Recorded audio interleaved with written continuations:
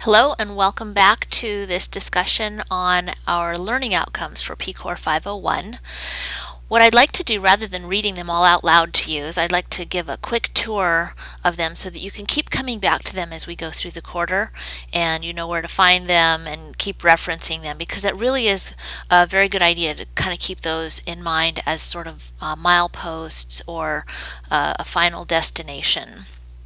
So about a third of the way down in your syllabus is this section called Course Learning Outcomes. This is the beginning of where the learning outcomes are listed. And one of the things that I'd like to point out, which you probably have heard about by now, is that this course is actually a combination of 5 different topics. It includes biostatistics, epidemiology, environmental health, social behavioral health, and health policy and management.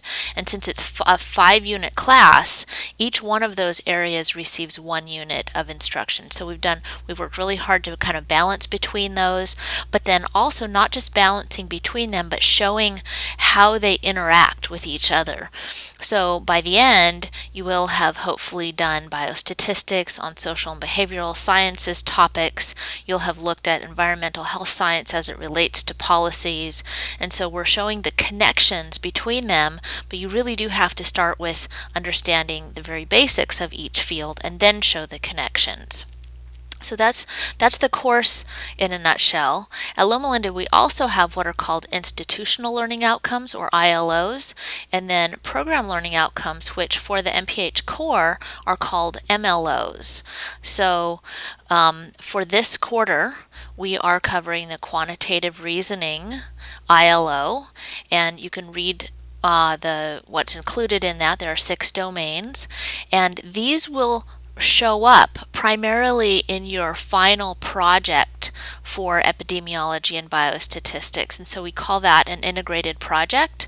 There are 2 integrated projects for the quarter, and one of them will really focus a lot on the quantitative reasoning aspect of this course. The other integrated project really focuses a lot on the factors related to human health, these 2 items, both globalization and the ecologic perspective, and the policy and public health. So looking at the policymaking process, stakeholders, advocacy, and evaluation of policy.